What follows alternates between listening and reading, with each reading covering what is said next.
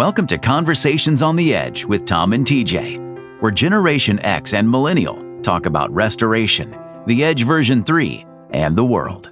All right, so we're going to get started here, and I'm joined here today with Tim Miller. He's a good friend of mine with Business Development Associates, and welcome to our podcast number 14, I think it is. I don't know what we're up to now. Might be 15. Wow. Tim, I think you're number 15. Okay. Wow. Yeah, I'm not. I don't have a real schedule for. There's like one a month. Started out, it was like one a week, and then it was like one a month, because it's not like I have millions of people following and listening and stuff. And so we just have some fun, and we're going to talk today with Tim about a lot of different things. We always throw in some life stuff, some business stuff. And then, of course, we'll talk about our upcoming business development class that will be in Cape Canaveral in June. And so I believe June 11th and 12th. That sounds right. Yeah. And so, Tim, we always start out with something fun, exciting, not necessarily related to anything, but your life. Sure. So tell us something that's going on in your world, and then I'll tell you stuff that's going on in mine. You can probably tell by the screen in the back what was the highlight of my week.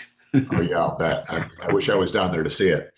So I think probably one of the biggest things going on for me is I had a child fairly late in life. I was 47. And so my son is about to turn 18. And yesterday we were up at Michigan State doing the college tour. Which is where he's going to end up going to school. And it's really a bittersweet thing. I'm super excited for him. He's excited. It's going to be a great experience, I think. And yet, my little baby is about to fly the coop, Yeah. So there's a lot of mix of emotions. So I guess a kind of a life stage change for me. I'll be an empty nester, and I'm also really grateful too. I had to work really hard to save money for him to be able to. I didn't want him to have to go through the burden of having student loans if that was possible. And so over the last 6 years, I've been on a distinct savings plan, and I made it. My ex-wife has to cover half of it, but I've got my half covered. So I'm really excited about that. Hey, a lot of Happy Meals put him through. That's right.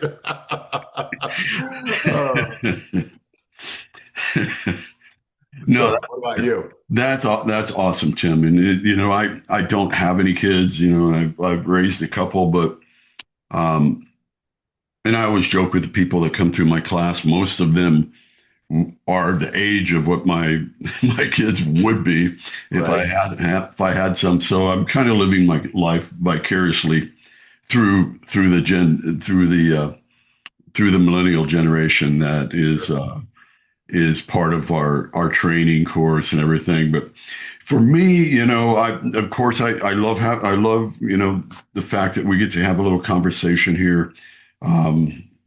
I always love talking to you, and very excited to, continue our relationship working together with our business development class. And, but my highlight of this week, of course, is Artemis 2 that just went up. And let me see if I can point. There you go. Yep.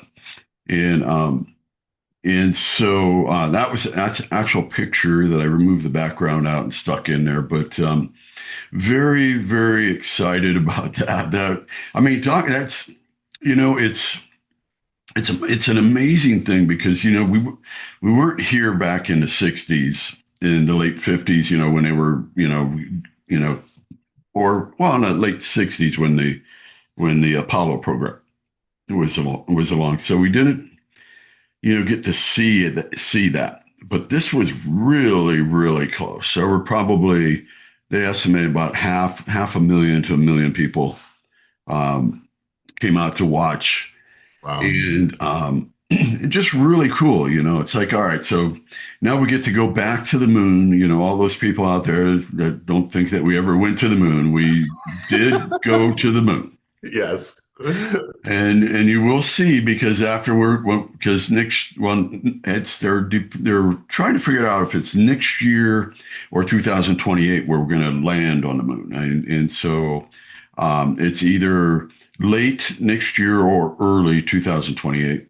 And we'll be back on the moon, and we're going to create a colony up there.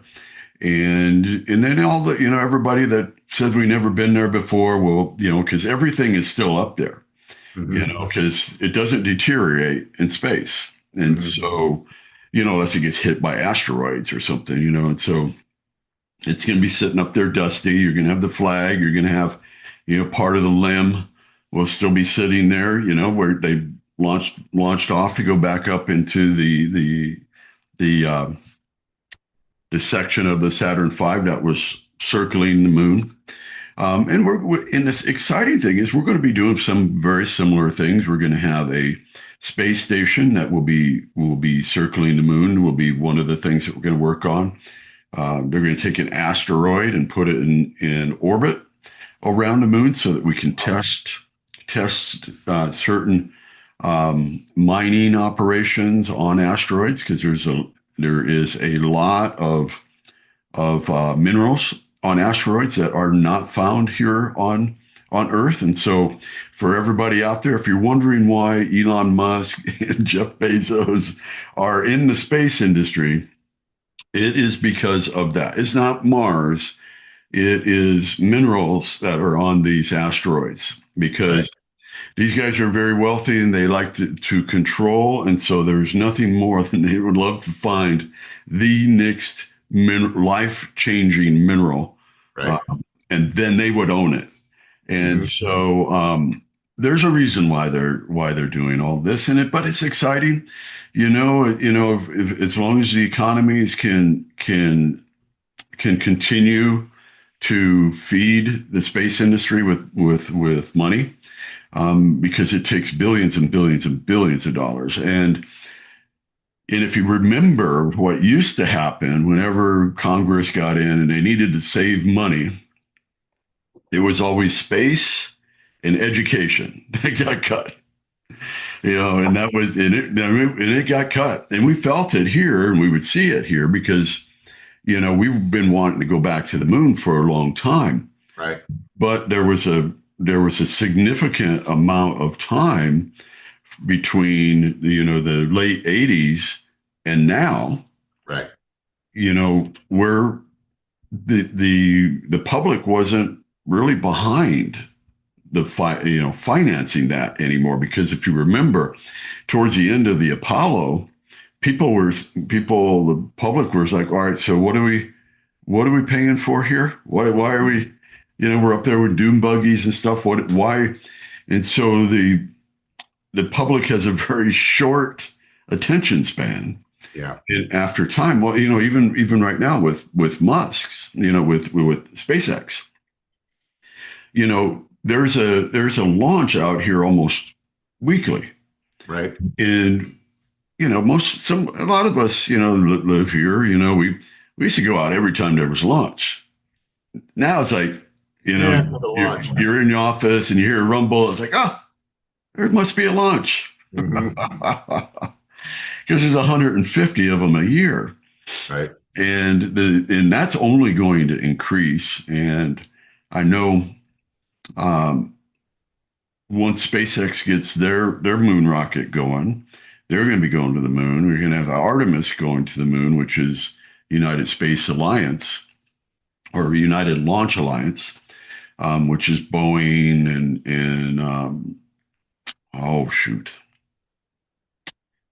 the big names, Lockheed, all those big names that have been involved. They're that group, and then of course you have Bezos and the New Glenn rocket, which they've had 2 successful launches here off the beach with the New Glenn rocket, and they're going to be putting people up on the moon sometime in the next 18 months also. And so really exciting times, here on the Space Coast. I know for some people they're like, what? But I just think it's really cool. I think it's, for me, when you look at that rocket and you think that there are people on that, and because that's the most powerful rocket ever built. And the SpaceX rocket is right there with it, about the same height and everything, just monster rockets. And the New Glenn is that way also. And so you're going to have those three organizations going, two private and one government. There's going to be, and then you have the Chinese. And the Chinese are, they've had a probe up on the moon now for well over a year. Wow. And so, well, actually, well over 5 years now, because, Wow. yeah, on the dark side of the moon, and so who knows? They might have found some things out. To your point about the public and being engaged, I took your advice on the last trip down there and went to the Kennedy Space Center. Mm-hmm. I don't think I've ever been as inspired about what our country accomplished a long time ago, too. Yeah. I mean, our technology has moved so much further, but it is an amazing, amazing thing. If you want to feel amazed and see what a dedicated, determined group of people can do, go to the Space Center and spend a day there. I can't wait to go back. It was just amazing. Well, and the fact that you mentioned that, because that's, for me, I'm probably out there on my annual pass and all that, and I'm out there 4 or 5 times a year. Wow. And I go, when people are in town, I take them there. It never gets old for me, because it does exactly that for me. When I get there, I'm just like, if I need inspiration, I take my computer out and I'll just sit out there in the middle of the tours are going by, and I'll be sitting out there, with my internet and working. And we've done a couple podcasts out there also, and I do commercials out there. And so it is inspiring, what we are capable of. And sometimes I get frustrated because we could be doing so much more than what we are. 100% agree. We're so, and I'm not anti-war or anything like that. I mean, there's bad characters that need to be dealt with in this world, and we know that. But it's like, come on, we should be. I think we're behind, and so as humanity, yes, I don't think we've progressed as much as we tell ourselves that we have. Materially, maybe. Yeah, I mean, well, yeah, the rich got richer and the poor got poorer, and when we didn't really move along, that much. We have this little device, right, and it's awesome, disruptive, but you can check your emails, you're in constant contact, which you've been in business development a long time, Tim, and there was a day where you didn't answer the emails on the weekend. That's right. I remember payphones, okay? And I've checked my emails twice already, today. Mm-hmm. And but it's just that constant contact now that we have, and I don't mind that. I kind of like it, but there are times where if I'm on the road and I've made the business for today is good, this stays in the hotel room. Amazing discipline. Well done. Well, what I found is there's an amazing thing that happens. And, I travel by myself a lot, and in this world. And so there's an amazing thing that happens when you sit down, and I eat at the bar, and when you sit down and and just look around, and a lot of times, with everybody traveling and everything, if you're in one of those, if you're in a hotel bar, for example, everybody's going to be on their phone. Right. And an amazing thing happens when you strike up a conversation with the bartender or any of the people that are working there. All of a sudden, in about a half an hour, if it's a good enough conversation and you're kind of engaging, all of a sudden the phones are down and people are communicating. Mm. And it's just a funny thing how that works. But it's just we've become really dependent on it, and that worries me, because if something happens and you don't have it, what do you do? How do you find your way around? Do you have a map? Do you have Absolutely. I have an atlas in my truck, and so I have to remember how to read it. Yeah.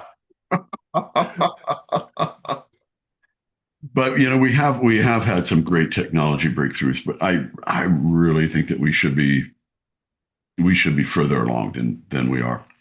But that being said, that's my soapbox. Running for president. A job that I would never want. Yeah. We could do a lot worse. Well, I don't know. I don't know. All right. So Timmy, talk to us. And we talked to, we've talked a little bit here about technology and where we're at. And it has really had, an effect. And I'll tell you what I've seen. Okay. In just over the last few months, in the training arena. And of course, we have a couple of things that are going on right now. We have what I call a restoration recession of sorts. Some guys are doing well, some guys aren't. Some of the biggest companies in our industry, in 2025 were down 55%, on top line revenue. Mm. And who these guys are. They're $1 billion companies. And so we have that in combination with Chat GPT. And everybody is, and it's great. I love the direction.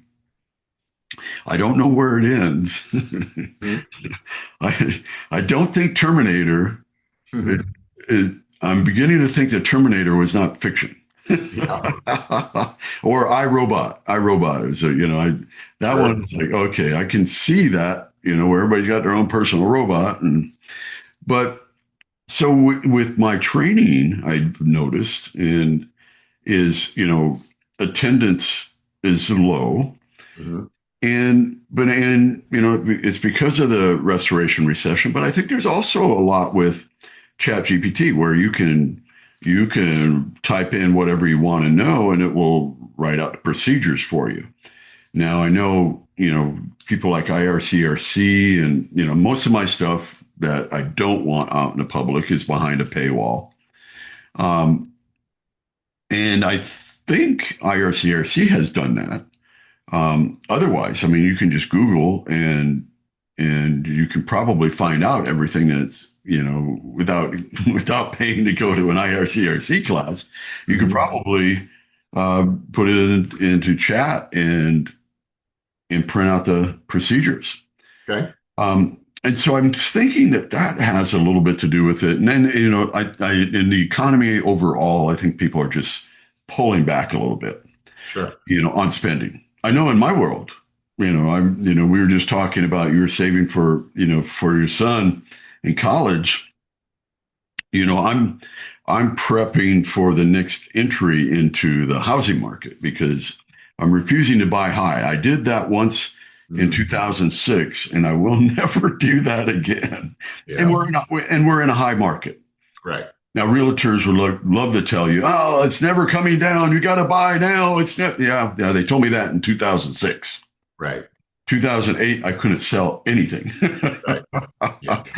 And so, So I'm doing what I'm putting little funding over here for when the buying opportunity happens. I want to be ready. Yeah. And so I'm cutting back on spending. And so I see that happening. And I wanted to see what your thoughts are on that. What do you see happening in the world of, we're both consultants. Right. And how does AI affect our consulting business? Mm. And what do you think the future is at on our consulting business? Personally, I think it's a short-term thing. Hmm. Um, I think people they gravitate to that shiny object. Sure. And the minute they don't like that shiny object anymore, they move on. Hmm. And to me, personal training, in-person training, I should say, um, is the most effective. Right. And I know there's I have online courses, you have online courses, and we really have them there just for the people that they can't make it to a live class. But I think you would agree. I mean, you're best when we're relationship. We're humans. We're Yes. relationship based, and so it's best when we're one on one. So, give me your thoughts on where you see all this going, because it is relationships. How Yeah. do we tie all of this together? Okay. So it's a very kind of wide-ranging question. So I'm not sure that AI is having the impact on on my business, and in particular, which is hiring, training, and managing salespeople. There's no question that when I talk to restorers or prospects, oftentimes they have used AI to kind of cobble some things together, and they're trying to, have some sort of sales program that they're utilizing AI to develop. And one of the things that I'm grateful for, honestly, is that our industry is pretty unique. And so AI does not have a grasp on what it really takes to be successful in direct selling for most restoration companies. Mhm. Where AI is going to be profoundly important, and something we're working on this year, is to create chat agents that are based on our content. And we've created Yep. ungodly amounts of content over the years. And so, but I completely agree with you in terms of training. So we do our training through a learning management system. So people go online and take a module in our course, but we then have a live meeting with our trainer. Mhm. And our training programs are, 4 weeks long, because you cannot train somebody to deliver an elevator speech No, virtually. no, They have to role play it. They have to be under the pressure of a real live situation. They need a trainer who can hold them accountable. So I think probably some of the things that have happened in terms of the restoration industry, and I work with some very large companies, and I work with some very small companies, and we're doing a lot of work now with franchisors and their groups. And Mhm. so you have a lot of, from startup to a couple million, 3 million, and then working with 20 million to $100 million companies. So I kind of see this from two different perspectives. The first thing that I think has really impacted the business is the private equity roll-ups. There has been massive consolidation.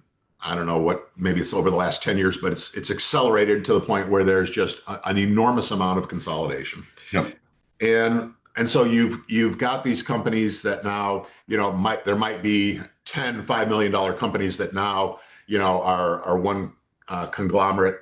And so one of the things that's happened is a greater degree, I think, of sophistication, in the sense of these companies recognize the need for an outside sales program.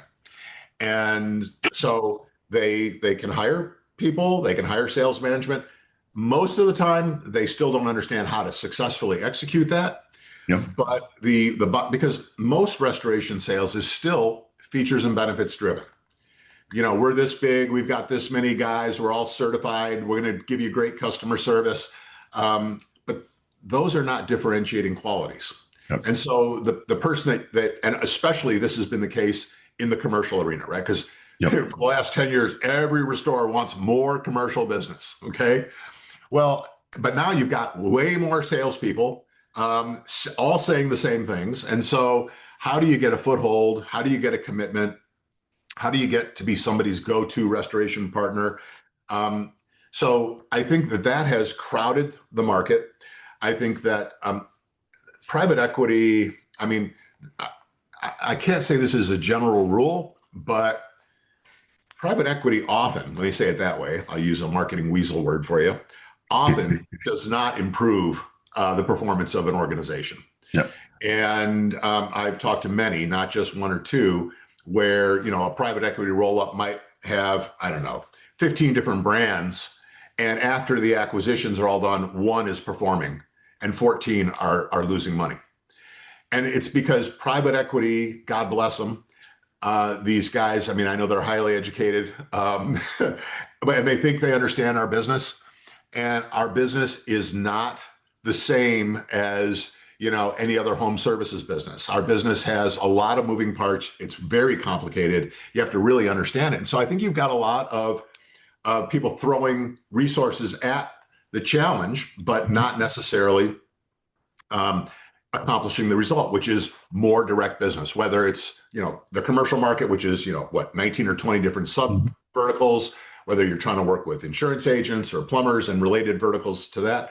But what we are seeing is, and I'm really grateful for this, I think we are in a restoration recession. There's been a lot of changes.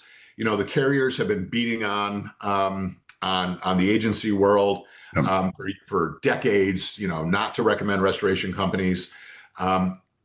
The constant downward pressure on margin, which whether it's legitimate or not, I'll leave that to smarter people than I, but I think we both know.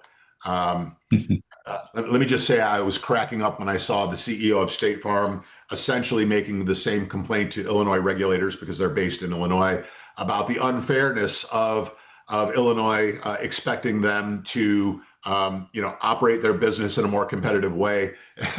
And I just laughed because it's the exact same thing that, you know, we would complain about the adjusters, you know, knocking down our invoices without any legitimate reason for doing that. So funny how that works. Yeah.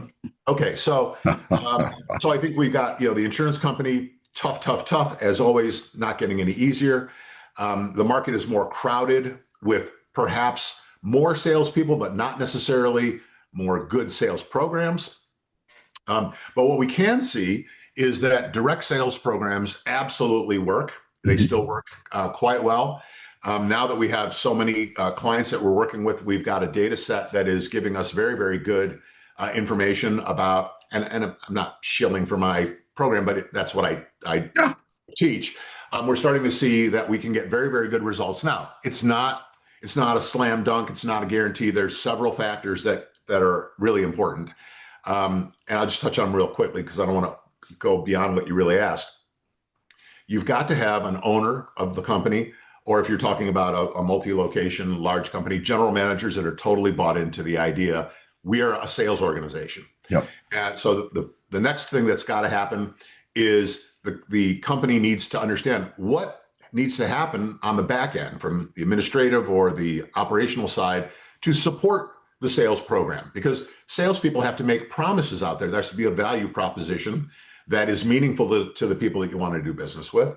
So, but if the salespeople say, oh yeah, we do this and we do this and we do this, but operations has no idea, that will not work in the long run. And another thing that is something that I will be also finally putting the finishing touches on in 2026, the ability to close jobs in the field is a massive, you know, since we're talking about old stuff, remember H. Ross Perot talking about NAFTA, you'd hear this great sucking sound of jobs going south of the border. Well, there's a great sucking sound of millions and millions of dollars going down that black hole of people who are going out to sell jobs that they might be brilliant estimators, they might be brilliant project managers, but they are not trained in a sales methodology to help them close the job.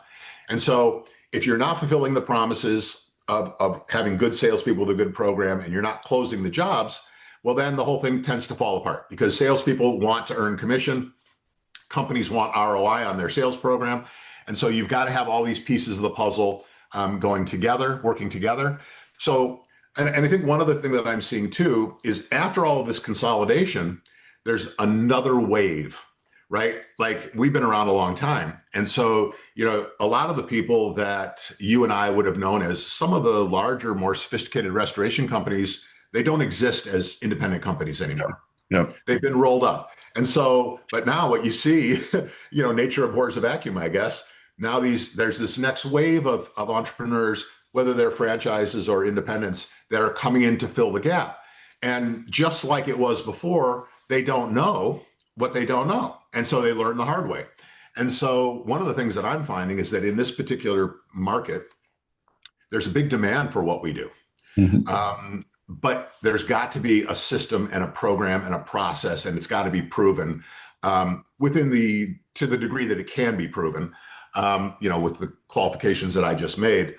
Because really, I think a lot of people get into the restoration business and they get to maybe, $500,000 in sales. And that's usually a point where an owner can be making some kind of, living. But to get to the next level, they probably can't get on TPAs, even if they wanted to. At that point, they're not, established enough. And they don't know what to do. And digital advertising, which is, of course, speaking of great sucking sounds, the amount of money that's being poured into that, right? That's really the only game in town. I mean, in terms of anything relatively productive and fairly easy to execute. But even that, in a given market, there's only so many leads that Google can give you because that's all they have access to. And those Google leads are not sustaining. They're one-off. Yep. Somebody's got a wet house, they go to Google, they find you, great. But that's not a plumber who's going to keep recommending you, or a property manager who's managing 600 units who's going to be calling you once a quarter.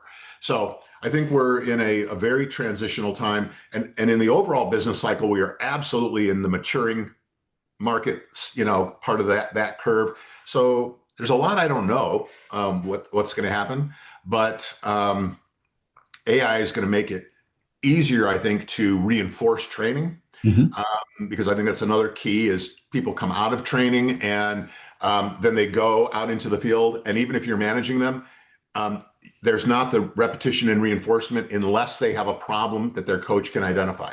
Yeah. So being able to have, a quick 5-minute, refresher once a week where, and that's something that, and then being able to ask AI further questions about that topic. Like, well, wait a minute, what did you mean when you said that? I think is going to be probably a massive enhancement. Yeah. And, because it's and what you were talking about the chat bot and, where you have all of the data that you put in and I'm going to follow up with you after this, over the next few weeks, because I'm wanting to add that to my online training. Yeah. Where they can just ask a question and my developer isn't quite there yet. So I have to create the solution and then go to my developer and say, all right, so here's what we can do. So I'm going to follow back up with you because I'm a big believer that AI can be a massive support system for restorers, for the general public. It can be a resource that we've never had before. We've had Google, we've had all these things that we never had before. Prior to this, this isn't that old. This is 2010 when this puppy showed up. Amazing. And that wasn't that long ago. I know we're old. So to the younger kids out there, 2010 was a long time ago. Right.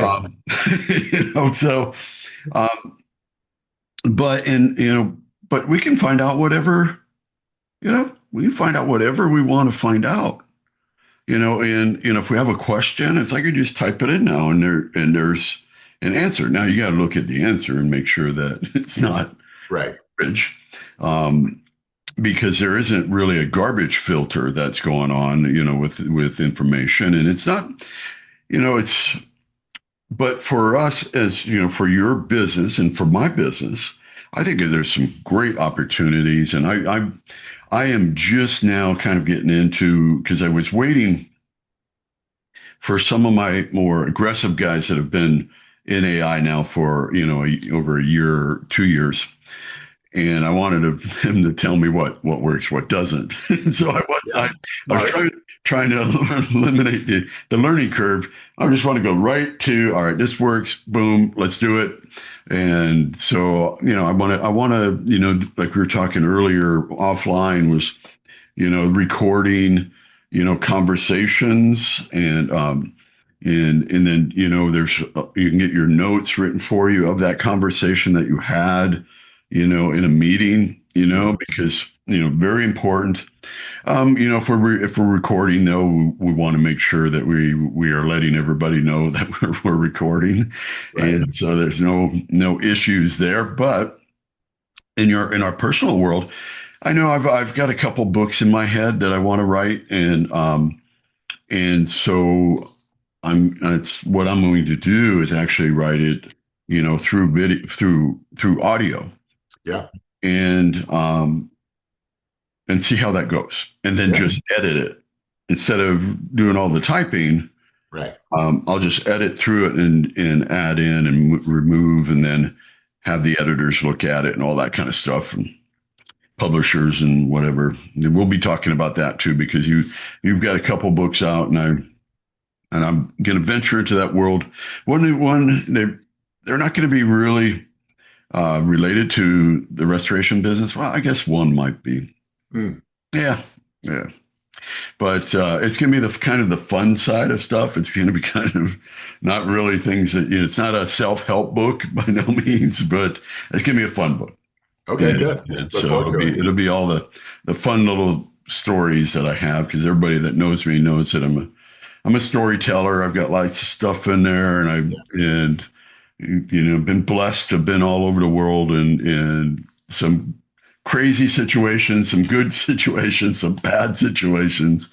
And so I kind of, I guess if nothing else, just to write it, so that you've completed that, it's like, all right, I always wanted to do that. Now, all right, we did it. I don't know if it would actually make any money.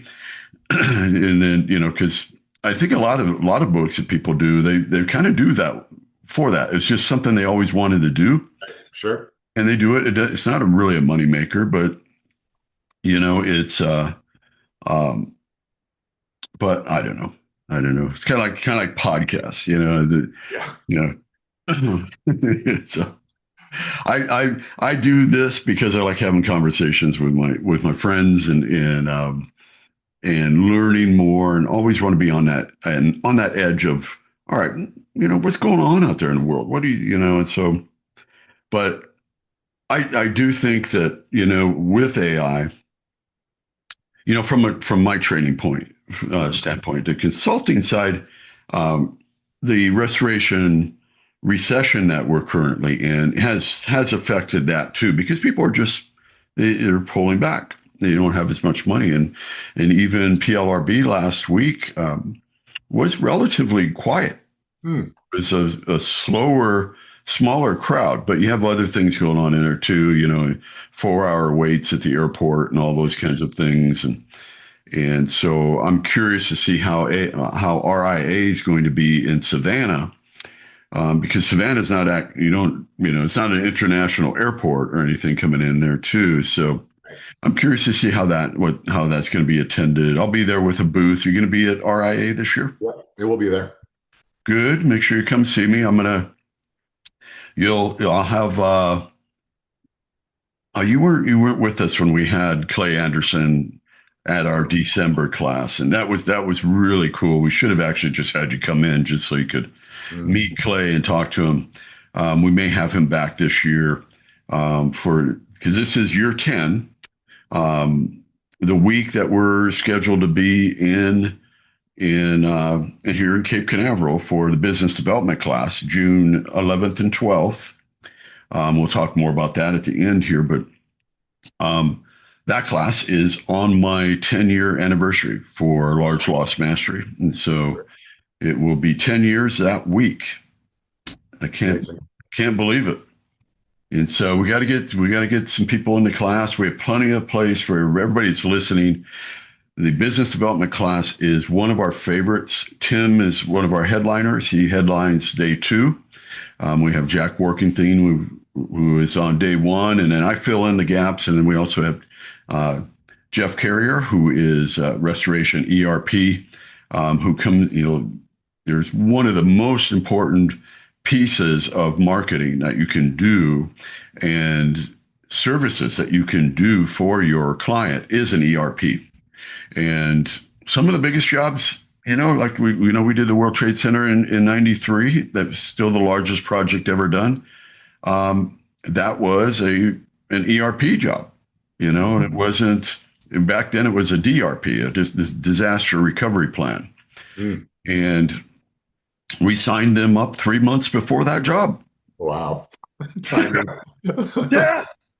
And so everything that we go over in the class, we deep dive into some pain points. Everything that we get into is directly related to business today.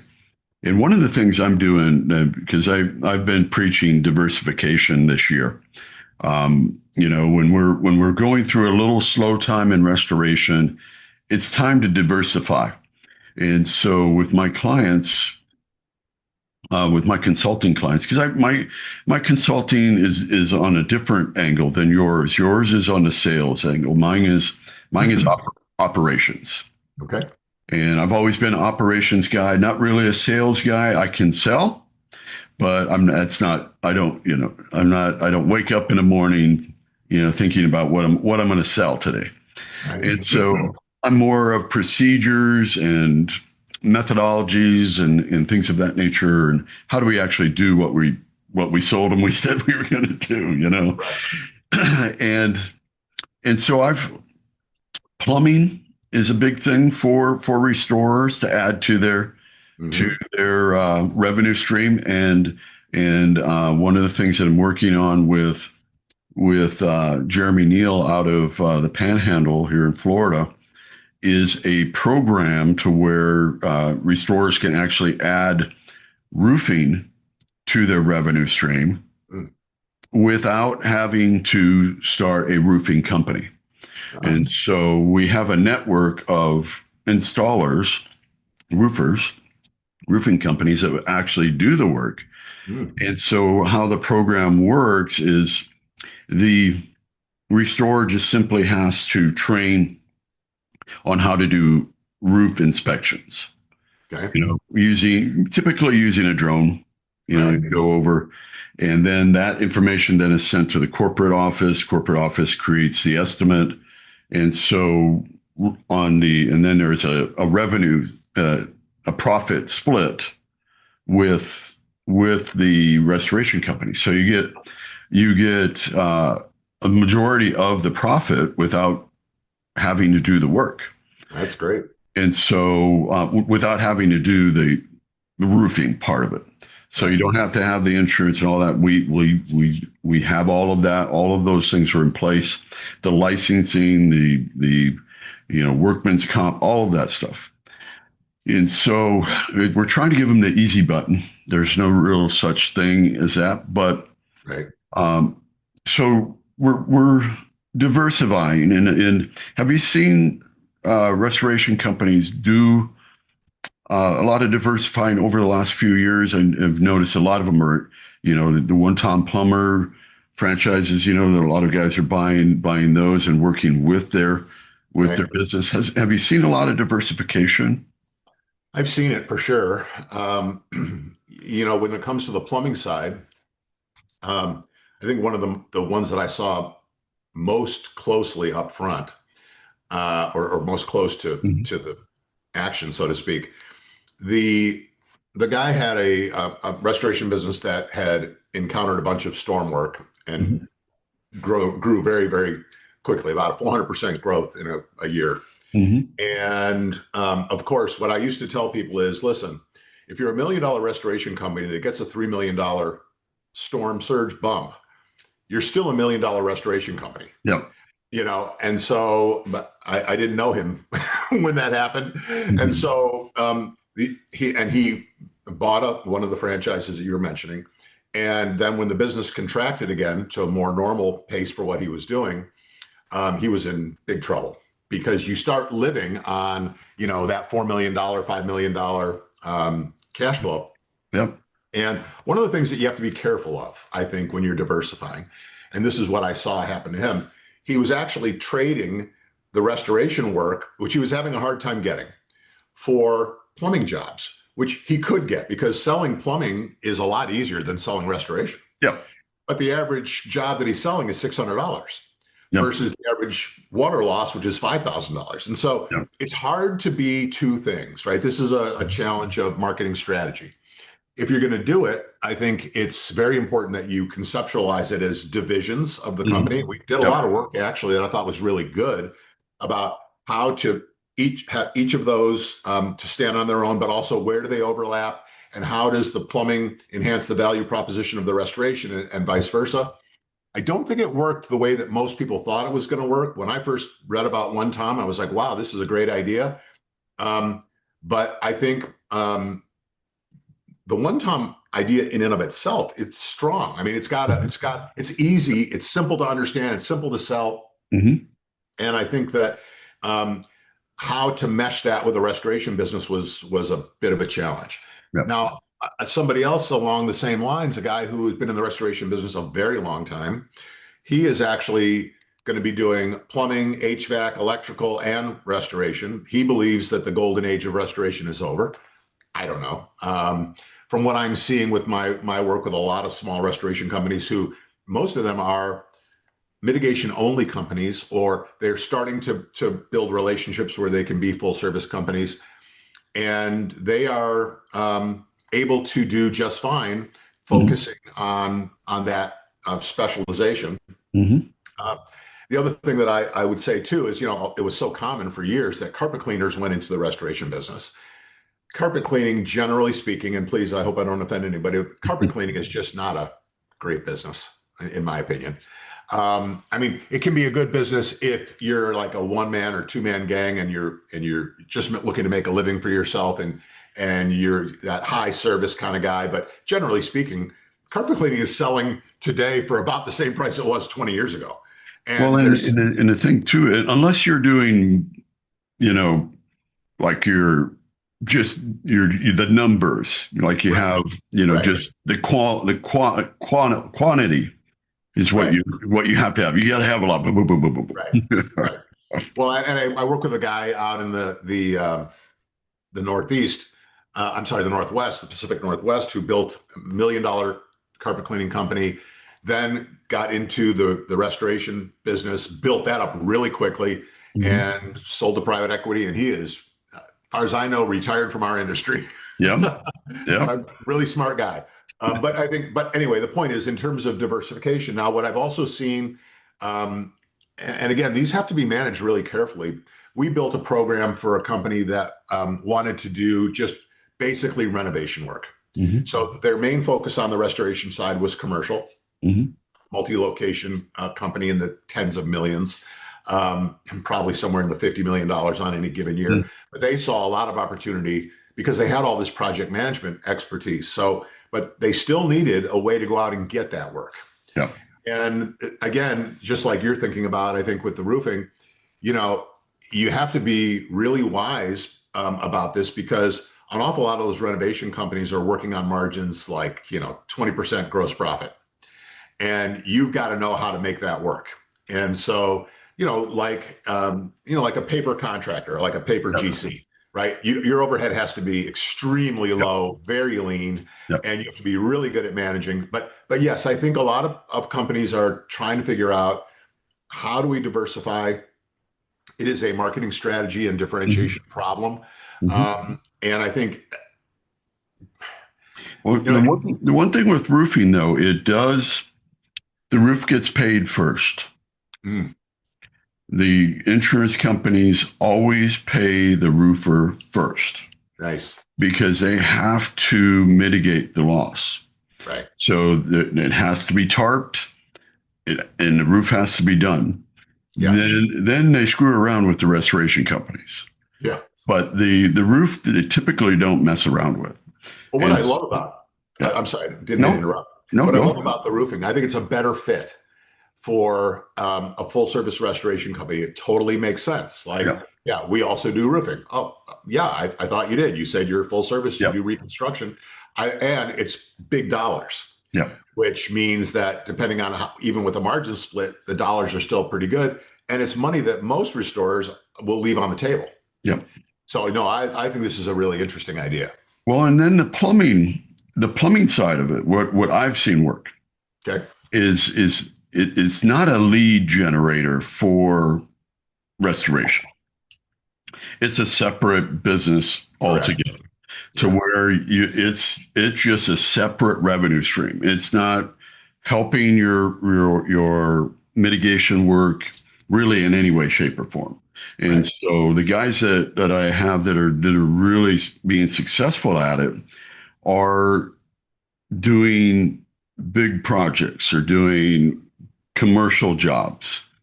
And these are, you have to dial it in because you are going to be doing competitive estimating, and which everybody in business should be able to estimate competitively. Right. And so a lot of restorers, they're throwing numbers at the wall a lot of times, and so that's a whole nother podcast. But and so those, I think, if you keep them separate, and so it's like they're not there to support your restoration business; they're there to support your business. That's exactly right. Your overall business, yeah. Because I think that there is some part of the golden age of restoration that is over or ending, because you have, if you look at the deductibles today as compared to 20 years ago. Sure. Here in Florida, oh boy, yeah. I mean, you can have $20,000 deductible. Right. And if I have that on my house and I have damage, well, if I'm just the average homeowner, I might get out my Chat GPT and say, boom, what do I do with water damage? Boom, boom, boom, boom. Here's my instructions. Now I'm going down to Office or Home Depot or Lowe's. I'll be fair. Lowe's, Home Depot, Tractor Supply. We'll throw you in there too. I'll do it myself because I'm going to do that myself anyway. Just me. Right. But the average homeowner, our business is very young. It's the restoration business is 1980, 1979, 878. And again, that to us, that's not that long ago. I know the younger kids are like, damn, you're old. But but I think that I lost my train there. Where I was going with that? Where was I, Timmy, with that? Okay, so let's see. We were talking about ChatGPT being able to figure out deductibles in Florida. Yes, and so now being this young industry, a lot of I've got family members that still don't understand what the heck I've been doing for 40 years. Right. And I mean, and that's true. I'm with them and they introduce me to someone that's a friend. I have to explain what I do. Right.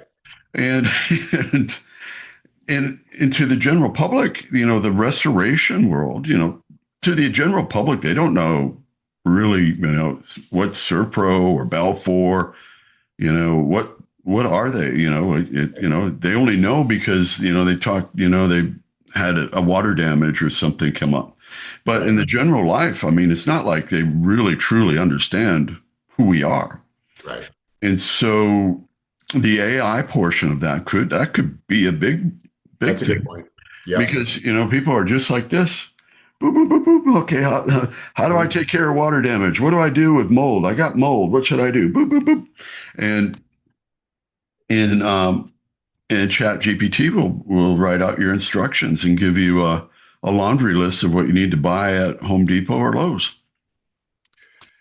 Yeah, I mean, and you and I know it's not that simple, but yeah, I mean, there's no question that people will do it. I think that also presages a shift that restorers have to be thinking about. I mean, when you get into more self-pay work, it's a different world. Mm-hmm. And, I mean, regardless of what you think about how the insurance companies try to manage costs, the fact that there is an insurance industry that pays restoration companies is a massive boon to our business. And I think even though there's a lot of work that can be and should be and is being done by people like Ed Cross, trying to hold insurance companies to the same rules that everybody else is supposed to play by, that's a long slog, right? And I think AI is going to be powerful in helping people estimate and defend estimates much more effectively. Oh, absolutely. Absolutely. But yes, if you're talking to a homeowner, and now it's not about your $1,000 deductible. Now it's the entire cost of the job. And so even more so, the ability to estimate accurately, as you've said, to be really focused on how do I do this in a way that is the best overall value for the customer, where the price point is tolerable, but I can still make money. And then you still need the sales skills to close that deal in the home. It is amazing to me how many people think that selling a restoration job is, okay, Mr. Jones, we're looking at $3,842.17. Should we get started? And that's not going to cut it in this brave new world. So I think you're right. I think that a lot of people will look at that. A lot of times now, of course, I'm old too. So I look at what ChatGPT tells me about how I would do something myself. And I'm old enough to know, yeah, that is not something I should be tackling. Right? So then I ask, how much for a professional to do this? Well, and a lot of things too that can play in there too, because when the restorers started in this business, the turning point, the tipping point was when the insurance carriers realized that, dang, we can clean this stuff. We don't have to tear it all out and replace it, because it takes a lot longer to do that. To dry it. It's amazing. Yeah, we can dry it out and all that stuff. And so what's happened now is maybe, so it was all general contractors prior to restoration companies. And there might be a factor of that reaching back in there too, because if I'm Mr. Homeowner and I've got a $10,000 deductible and I've got to do this myself, then I might not be thinking about a restoration company. I might be thinking about a construction company. Rip it out and replace it. Rip it out and replace it. And so that we may be coming full circle there. I don't know. I'm trying to read the tea leaves on everything that's happening, and it's almost impossible. Right. I'm wrong a lot more than I'm right. And so, but I do think there's some dynamics that are at play right now. And I think everything that we have talked about today is at play. And if restorers are not paying attention and they are not doing their homework, and get involved with AI, get started on it. I've got my toe in the water, but this year is my AI year, and so I'm just about there. We're creating these new businesses and stuff, so that has kind of delayed my AI stuff, because it's like, all right, so we're diversifying, we're trying to make money, and so. That this is, I'm going to be doing the same thing the restorers need to be doing. And so, I try to be one of those guys, Tim, that I practice what I preach. Mm-hmm. And if I tell you, what works, what doesn't, it's probably because I found out myself, what does, just like for you, we've been around long enough to where you have that experience level to where it's like, okay, it's just natural. Right. And it will be for the younger generation when they get to be our age too. Right. But we're up against it now, Tim, and I got to tell you, it is a pleasure talking with you. And what I want to do is just talk a little bit about our upcoming class. And when I finish everything, there'll be a banner at the bottom of our deal that will have the class on, for the whole podcast. The class that we have June here in Cape Canaveral. You won't see Artemis. Artemis, you'll see probably. Let me see here. You won't see Artemis, but you might see a rocket. And so we have a great class. Tim brings the rubber. Tim is the rubber meets the road guy. And so when we're doing our training, and Tim is up on day 2. This is a 2-day class. This one where it's just strictly 2 days. Tim is going to give you the nuts and bolts. What you need to do on a daily basis. And then of course Tim is also available for if you want to hire him you can have him on your team, have his team part of your team. And they can take you to where you want to get to. So join us June 11th and 12th. I think I have the dates right on that. I get the 13th in there for some reason, but I think the 13th is on Saturday. But 11th and 12th, I have a part in there too where we drill down deep into your pain points. And we go into a lot of the stuff that we've done in the past and how you can plug that in. And Tim, tell us what your thoughts are on our class. I think this is the 4th year. That sounds right. 4 or 5. Maybe 5. I think the class is terrific. So there's a lot that you're going to get. The first day is Jack, and Jack is a consultative sales trainer.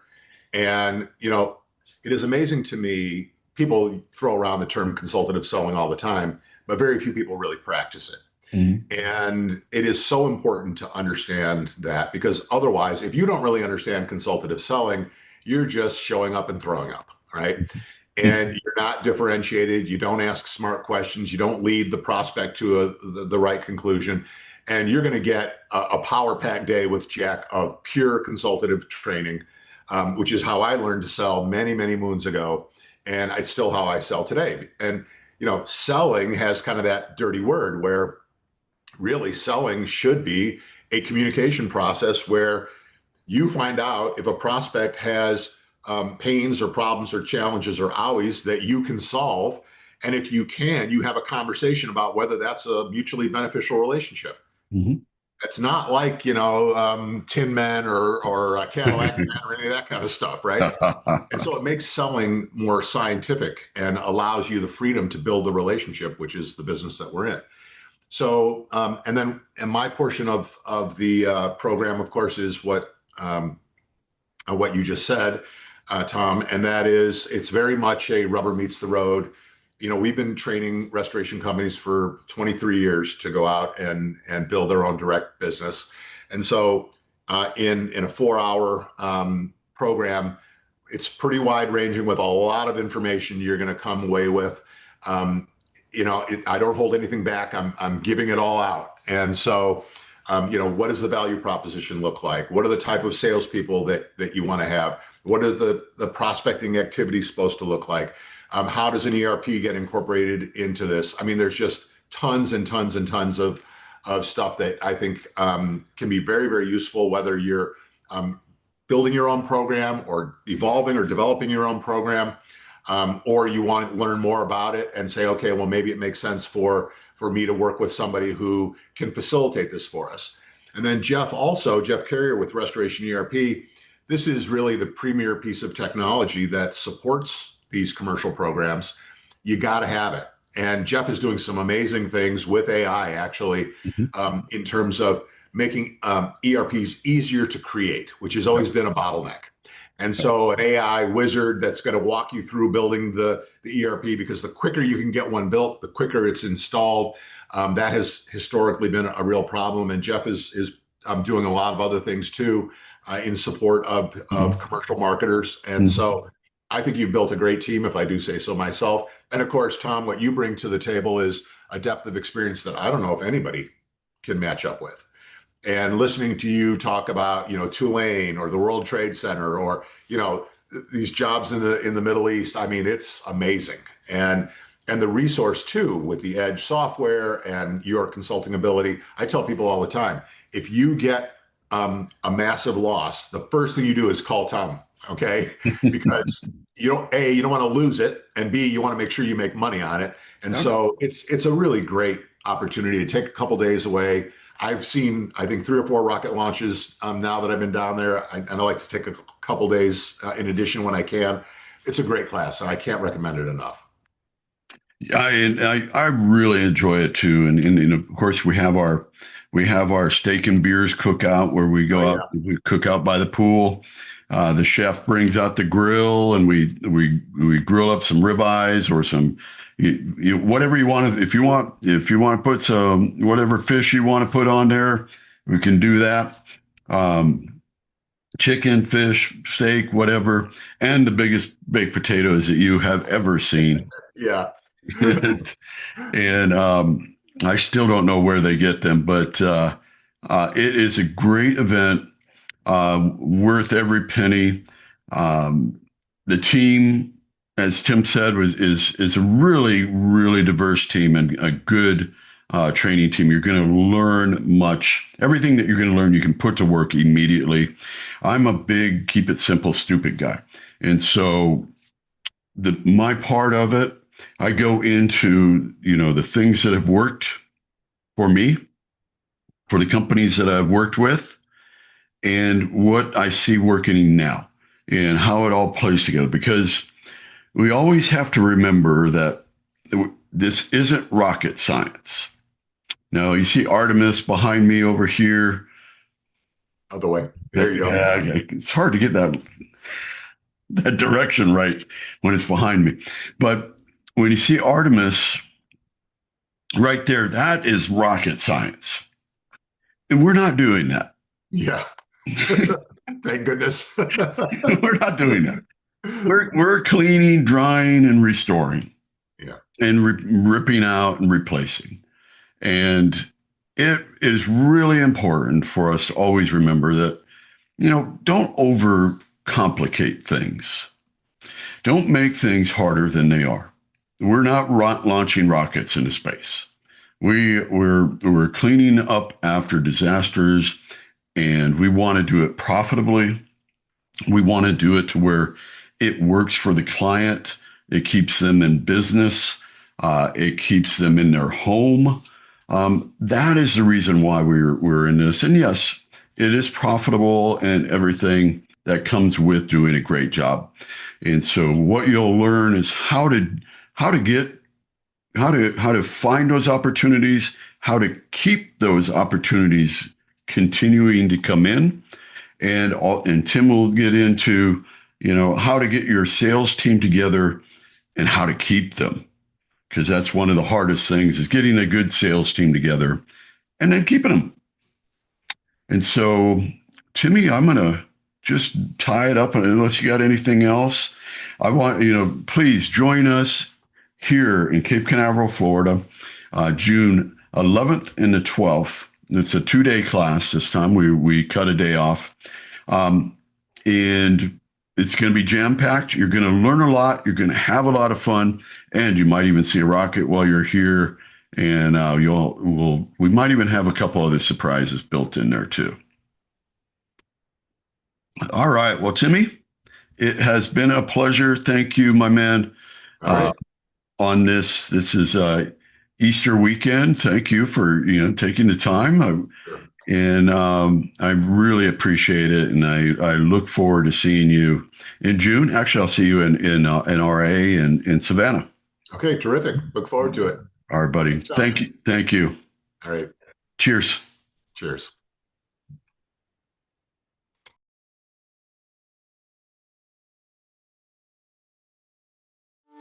Thanks for listening to Conversations on the Edge with Tom and TJ. Don't forget to subscribe on your favorite podcast platform. And if you like what you hear, leave us a review.